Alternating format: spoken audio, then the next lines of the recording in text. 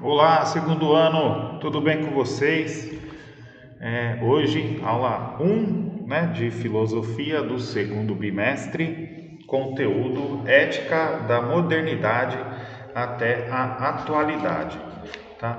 Esse nosso conteúdo, na apostila aí de vocês já vão perceber, ele tem alguns principais filósofos que falam sobre a questão da ética, tá? Hoje nós vamos ver três filósofos, tá? Vamos ver o Immanuel Kant, Jeremy Bentham e Nietzsche. Três assim, relativamente assim, principalmente o Kant e o Nietzsche, muito mais conhecidos, com certeza em algum momento aí vocês já tiveram algum conteúdo sobre eles, tá? Queria agradecer também a vocês, acho que a nossa última aula, bastante comentários, poxa, muito legal, muito obrigado. Saibam que pode parecer que não, mas, poxa, a gente fica muito feliz aí de ver que o pessoal está acompanhando, está gostando, está falando nos vídeos. Poxa, obrigado, obrigado de coração aí para cada um de vocês. Então, a gente vai tendo aquela sensação, de trabalho realizado, que é o que vai nos motivando aí, tá sempre tentando melhorar aí para vocês, tá? Muito obrigado mesmo. Bom, vamos aqui, que é o capítulo 6, tá? É um capítulo apenas só, na verdade, que ele vai ser dividido aí por vários filósofos, tá? Bom, primeiro aqui, nós vamos falar só uma questãozinha aqui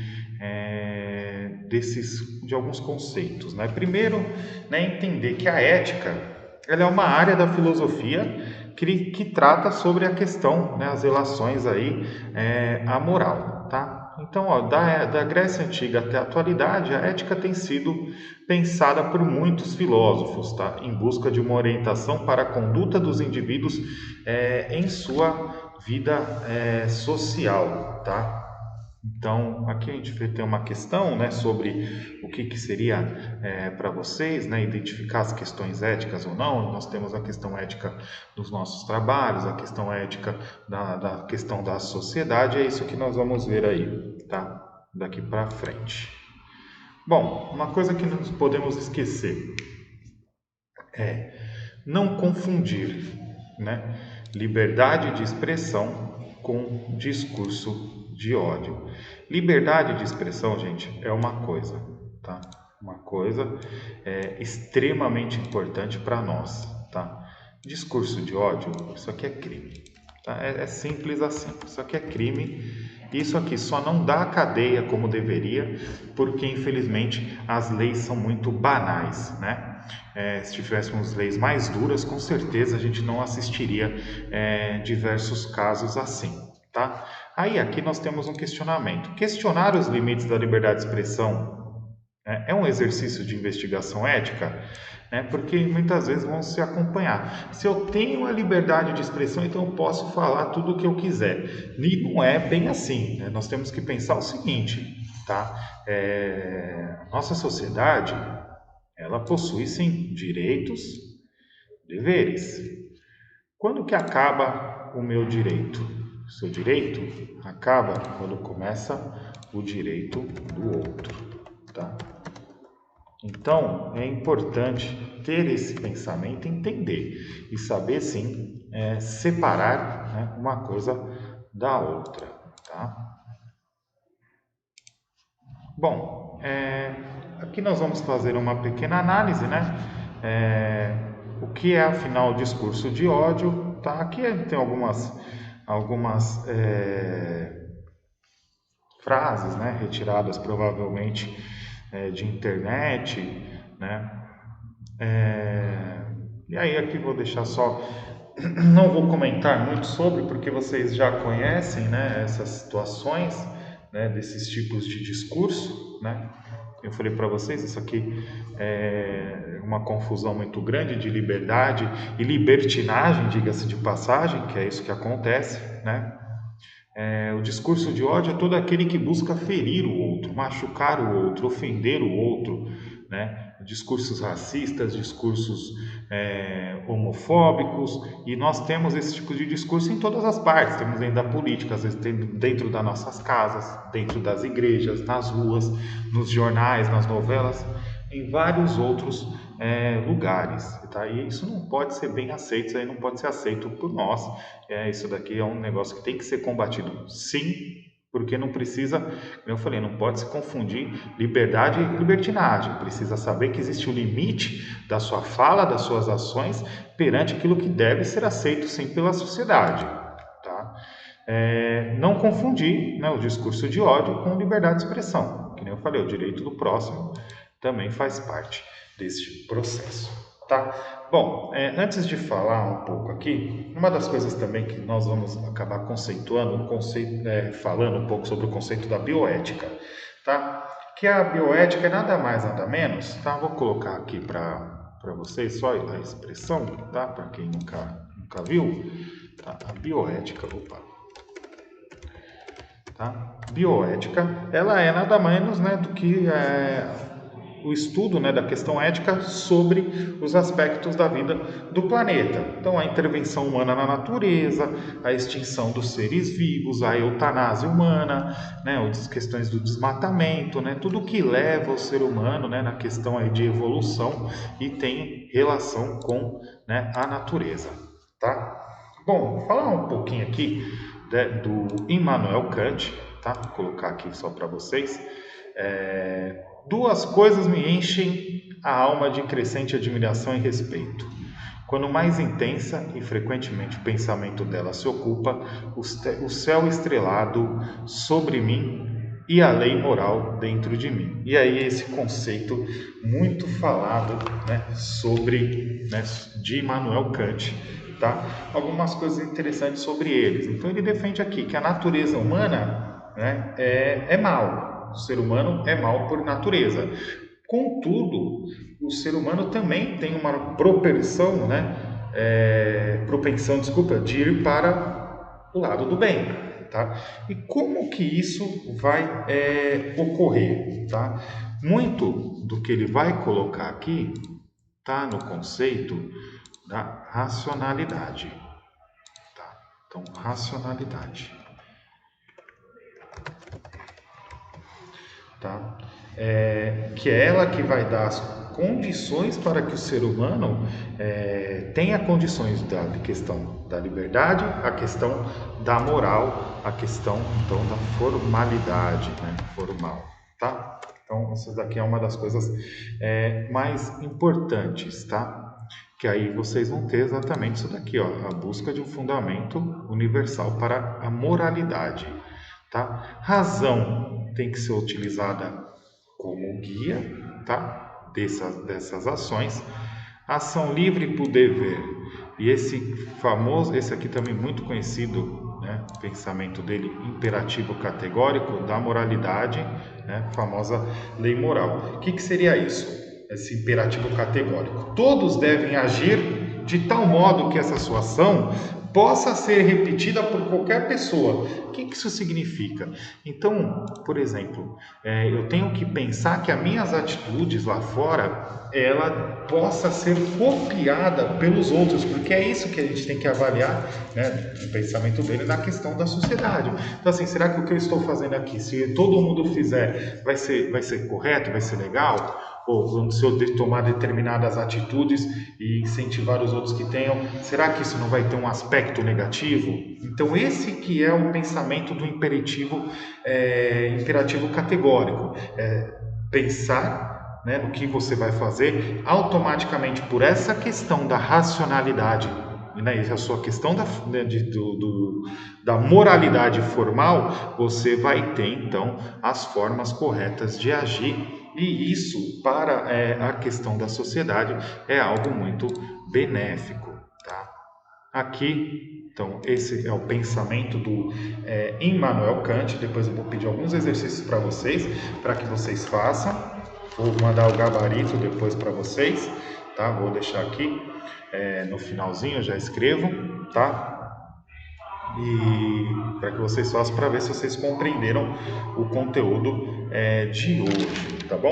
Jeremy Bentham, como vocês vão ver aqui, é um dos principais filósofos aí que defendeu o princípio do utilitarismo, na verdade, né, da ideia de utilidades, tá? Então, esse utilitarismo, tá, vem da mesma ideia, então, de utilidades. E aí, como que é esse princípio, então, né, do utilitarismo, tá? Você optar, olha que interessante, né? Porque ó, olha só, tá bem escrito aqui, mas e olha que interessante, né? Você optar, né, pela sua ação, as suas ações, para que leve a felicidade ou bem-estar para a maior parte, né, para o maior número de pessoas. Então, o foco, né, das suas ações é pensar na questão da felicidade geral, tá? E aí, ao mesmo tempo que você precisa entender, né, para que eu possa levar essa felicidade, né, automaticamente eu levo alguns grupos, que seria a minoria, para a infelicidade, né? Olha que interessante. E olha só que ainda mais chega a ser, né, interessante aqui. Não só, às vezes, a infelicidade desta minoria, mas muitas vezes a sua, desde que isso vai beneficiar, né, a outra grande maioria das pessoas, né? Então, no pensamento de Bentham, o sacrifício da minoria, né, deveria ocorrer, seria justo para garantir a felicidade geral, tá? E ele mesmo disse, né, que para que se pudesse garantir esse tipo de situação, era necessário intervenções por parte do Estado. Com que tipo de intervenções? Intervenções do tipo de leis duras, vigilância, controle para que esse cidadão, né, obedeça às regras do Estado e os atos de rebeldia, as transgressões combatidas duramente. Tanto que ele desenvolveu, né, uma ideia que chama-se de panoptismo, tá? Que é o que nós vamos ver aqui, ó, o panótico de Jeremy Bentham, tá? O que seria esse protótipozinho aqui? Na apostila de vocês, vocês vão ter aí também, né, uma imagem, né, que seria uma prisão tal. Ó, a observação e a vigilância e o controle sobre os indivíduos evitariam ações moralmente indesejáveis. Aqui só para vocês entenderem, nós temos ele tem até um desenho, né? Aqui eu não vou, só para vocês entenderem, normalmente uma prisão construída de uma maneira oval, tá? Esta prisão aqui, poderia ser uma prisão, poderia ser uma escola, poderia ser uma fábrica, poderia ser qualquer coisa. Nesse centro aqui, desta prisão, né, você colocaria, então... Eita, não deu certo o que eu quis fazer, não. Não deu. Queria pintar aqui, mas não deu. Tá. Deu certo, Simba. Aqui nesse centro aqui, ficariam como se fossem torres de fiscalização.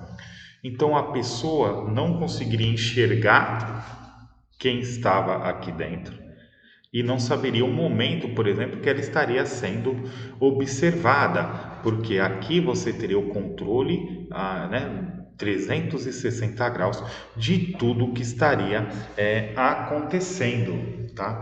Então, por exemplo, até numa questão de uma fábrica, se um funcionário fosse querer dar aquela enrolada, ele não faria aquilo, por exemplo, porque ele não saberia se ele estaria sendo fiscalizado. Numa prisão, o preso não deixaria de fazer as coisas porque ele não saberia se estavam vendo ele naquele momento, né? Então, essa questão mesmo de controle e vigilância aí desenvolvida, né, como forma aí de punição, então, pelo Jeremy Bentham.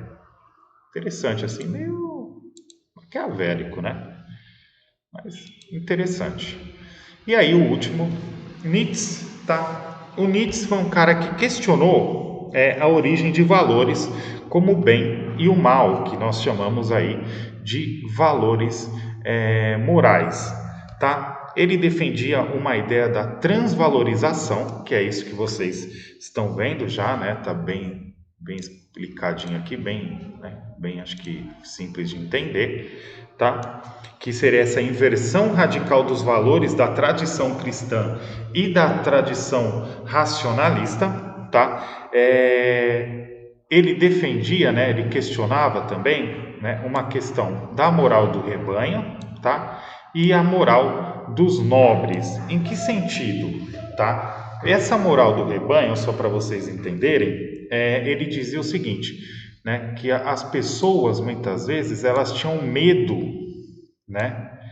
Medo de renunciar, né? À verdadeira liberdade ética que eles tinham, tá? E aí eles, por temerem isso, né? De ver essas diferenças entre os homens, tá? E temer a solidão, ele acabava então seguindo, vamos falar assim, né, aquela cartilha, né, do que se considerava como ser correto, né? Então ele fez uma crítica, tá, quanto a isso, né? Aqui é o que nós vamos ver na próxima aula, tá? Aqui, ó, uma crítica quanto a isso, tá? E aí ele criticava o ser humano por ter esse medo. O Nietzsche era um grande crítico, gente, da questão religiosa, né? Então ele questionava que a religião, muitas vezes de uma maneira negativa, ela acabava interferindo, então, aí, né, na vida das pessoas, tá? Como você vai ver aqui, ó, ele questionava, né, ó, ou se referiu à moral vigente como a moral dos fracos, tá? Ou a moral do rebanho ou de escravos. Então, que era a questão daquele, né, daquele medo que se tinha, tá? Aqui, ó, vamos só pegar aqui esse ponto interessante, ó. A força vital, impulso criador, denominado vontade de potência, é o único valor absoluto. Logo, de acordo com esse princípio, o filósofo Nietzsche defendeu o que denominou de moral dos fortes, ou seja, daqueles que agem com nobreza, excelência e força, aceitando com alegria, né, a transitoriedade da vida. Então, que você aceitava, né, as mudanças que a vida como um todo colocava para essas pessoas, né? Eles não tinham, vamos falar assim, né, o medo deste novo, né, desse novo modo de ver, né, as coisas. Então eles a enfrentavam, e isso é muito importante, tá? Nesse sentido. Então o Nietzsche era um cara literalmente assim muito um bom pensador, né? Ele tinha uma forma de analisar o mundo diferente, né? Tanto que assim ele foi considerado por muitos como um dos principais, né, pensadores aí antirracionalistas, tá?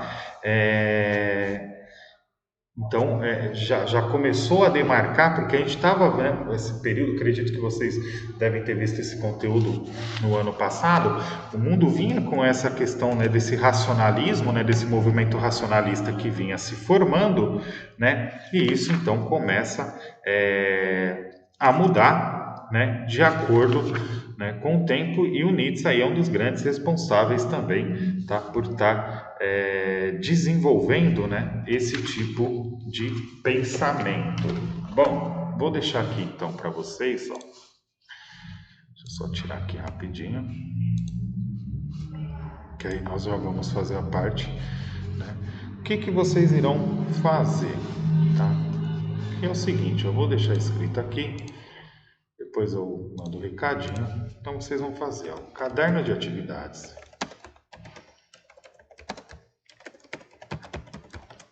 Tá? Páginas 4 até a 6, exercícios 1 ao 9, tá? Exercício 8 não precisa, pode tirar ele daí. Então são 8 exercícios no caso, tá? Então vocês vão fazer esses exercícios. Eu vou mandar para vocês já a correção do caderno de atividades e da apostila do de Sociologia, para que vocês tenham essa correção aí, tá? Para que vocês possam corrigir lá os exercícios e verificarem o que acertaram e o que erraram. Bom, obrigado novamente. Até a próxima aula. Então, na próxima aula, nós vamos dar sequência. Vou só tirar aqui de novo, então, para vocês verem, tá? Depois é só pausar o vídeo, né? Para copiar. Nós vamos para a questão do existencialismo com o Sartre, tá? E aí nós vamos dando sequência. Não, Sartre aí que nós vamos ver. Esse aqui é muito bom, então não perca a próxima aula. Vai ser uma aula muito boa aí, né? Com talvez 2 ou 3 pensadores, tá bom? Obrigado, boa semana, até semana que vem. Beijo.